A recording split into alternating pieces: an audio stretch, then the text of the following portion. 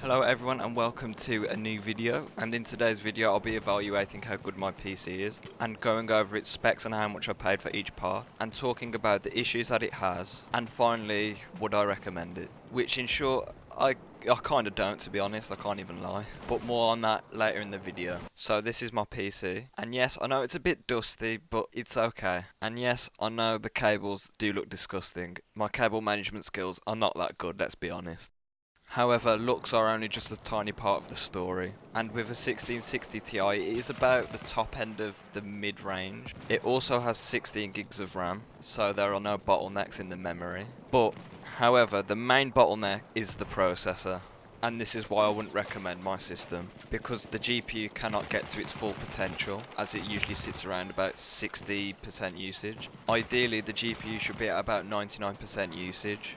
This means that it's being fully utilised by the game and the software. However, if the CPU is not powerful enough for the GPU, it'll hold the GPU back, as it does in my case. So on screen now you'll see my system specs. However, this doesn't include stuff like the CPU cooler and fans and stuff like that, solely because CPUs usually come with coolers unless if it's a K Intel SKU, where you'd obviously have to buy a cooler. And most cases these days come with fans already built into them, so there wouldn't be much need to buy better fans unless if you want your PC to be quieter or have better airflow. Anyways, my full list of specs will be listed in the description below, so if you want to check them out, there you go. My PC build comes to a grand total of £885. This is without the CPU cooler and fans, and all the parts being brand new. Obviously you can get a gaming PC for much cheaper than this. Just watch channels like Random Gaming in HD and Low Spec Gamer if you are really concerned with your budget for your gaming PC. You could also build a system much better than mine for the same amount of money. A good example is upgrading the CPU to a Ryzen 5 instead of an i5 6500, which I'm planning to do in the near future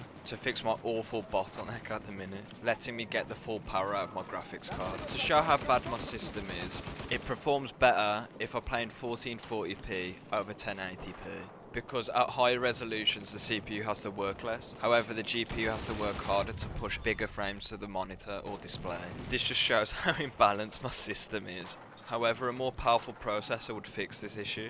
A Ryzen 5 or above would be really good for my case, as I stream as well, and them extra cores and threads are really needed while streaming, just to handle them background tasks. My video editing experience will be improved as well, as the timeline will be a lot smoother and rendering times will be much more quicker than my i5. Because I need a new CPU really quickly, Ryzen is a really good option for me, as it has good performance for not a lot of money, and better core counts than consumer Intel platforms. And I need a new motherboard as well, so I can kill two birds with one stone. So, overall, with a new CPU I think my system could be so much better. There's so much potential in my system, but with the current CPU that I have at the minute, the GPU is being choked and I'm not getting the full performance out of my GTX 1660 Ti.